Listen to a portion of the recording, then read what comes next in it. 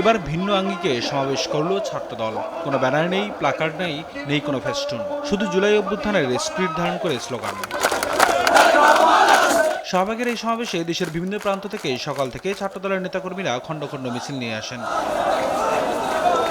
সমাবেশে যোগ দিয়ে ছাত্রদলের নেতাকর্মীরা বলেন, আগামী বাংলাদেশে যেন হয় সাম্যের বাংলাদেশ, শিক্ষাঙ্গনে যেন সহাবস্থানের রাজনীতি প্রতিষ্ঠা পায়। এর মধ্যে মতভেদ রয়েছে, মতপার্থক্য রয়েছে, কিন্তু রাজনৈতিক শিষ্টাচারের জায়গাটা অত্যন্ত গুরুত্বপূর্ণ। তারই ধারাবাহিকতায় আমাদের আজকের এই ছাত্র সমাবেশ অনুষ্ঠিত হচ্ছে।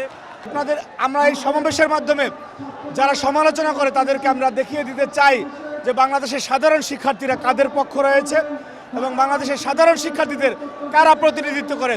আজকে সমাবেশে দিন শেষে সেটা প্রমাণিত হবে ইনশাআল্লাহ। বাংলাদেশ আগামীর বাংলাদেশ হবে সাধারণ শিক্ষার্থী বান্ধব ক্যাম্পাস তৈরি করার রাজনীতি। আমরা একা এই বিজয়কে আমরা নিজেদের করে নিতে চাই না। আমরা দেশের প্রত্যেকটি নাগরিক আমরা এই বিজয়কে উল্লাস করতে চাই। সবাইকে সহনশীল রাজনীতি করতে হবে, আমরা বাংলাদেশটাকে সবাই মিলে একসাথে এগিয়ে নিতে হবে। আমরা আসলে সামনের দিনটাই তারুণ্যের চোখে ভালো কিছুই দেখতে পাবো। অতিথিদের বক্তব্যে সাবেক ছাত্রনেতারা বলেন, গণতন্ত্র নিয়ে এখনো ষড়যন্ত্র চলছে, তবে তাদের রুখে দিতে ছাত্রদল ঐক্যবদ্ধ আছে। তার প্রমাণ আজকের এই সমাবেশ। হাসিনার বিচারটা যদি না হয় তাহলে এই দেশের মানুষ এই জাতিকে ক্ষমা করবে না। এই ছাত্র ভাইরা অতি দ্রুত জনগণের নির্বাচিত সরকার দেখতে চায়। সমাবেশের প্রধান বক্তা বিএনপি মহাসচিব মির্জা ফখরুল ইসলাম আলমগীর বলেন, কেউ কেউ চেষ্টা করছে দেশটাকে বিভক্ত করার। আমাদের পাশের দেশে ভারতবর্ষে হাসিনা আশ্রয় নিয়েছে, তার রোগ পড়েনি।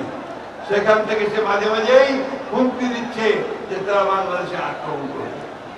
তা শুধু তাই নয়, এখানে তারা বিভিন্নভাবে গোলযোগ সৃষ্টি করার চেষ্টা করছে। আজকের এই সমাবেশ থেকে আমাদেরকে শপথ দিতে হবে যে আমরা কোনোদিনই আমরা হাসিনাকে আর এই দেশে রাজনীতি করার কোনো সুযোগ দিব না।